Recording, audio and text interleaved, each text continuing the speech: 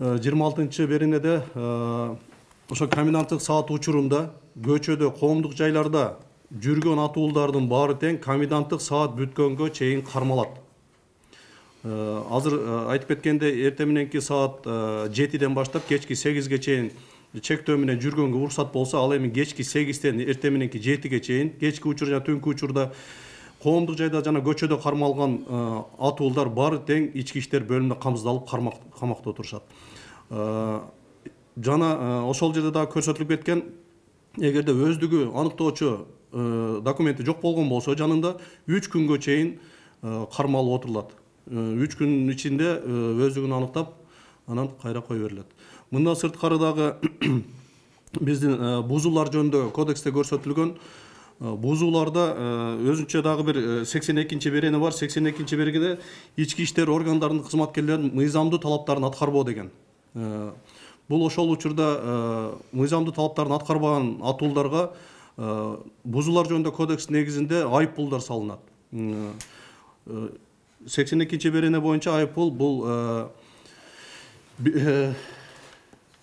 экинчи категориядагы айып пул деп турат.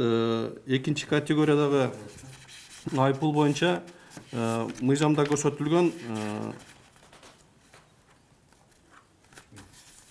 3000 сом 3000 сом айып пул салынат. Андан сырткары дагы кылмыш жаза кодексинде көрсөтүлгөн беренелер бар. Кылмыш жаза кодексинде көрсөтүлгөн беренелер боюнча бул жанагы санэпидстанция тарабынан каралган эрежелерди бузуу.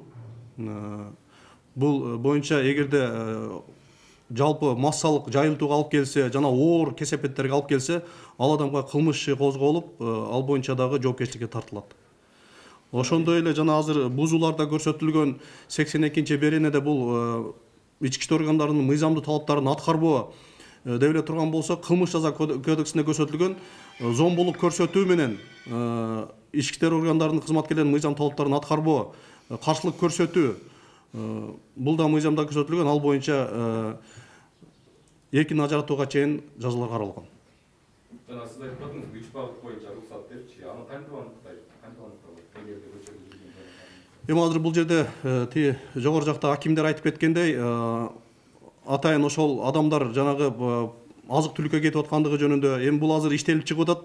Кошумча жанагындай бир өткөрүү бланкаларын иштеп атышат. Эгерде ошол өткөрүү бланкалары боюнча ал жерде көрсөтүлөт да, каяка чыгып атат, эмне себеп менен чыгып атат, анкета толтурулуп, ошо анкетанын негизинде иш жүргүзүлөт.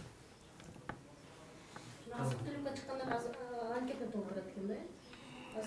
Ооба, ошондой болуп калат. Эми азыр бул жерде акимдер деле айтып атпайбы, бир жергиликтүү айылдардан келиш үчүн атайын ага адамдар бөлүнүп, жана автотранспортто бөлгөнгө аракет кылабыз деп атышат. Ошону менен тиешелүү болгон адамдар бул жака азык түлүккө келгенге уруксат болуп калат. Ал эми жана ооруп аткандар боюнча дагы эле жогоруда айтып кеткендей, тез жардам кызмат тарабынан жардам көрсөтүлөт да.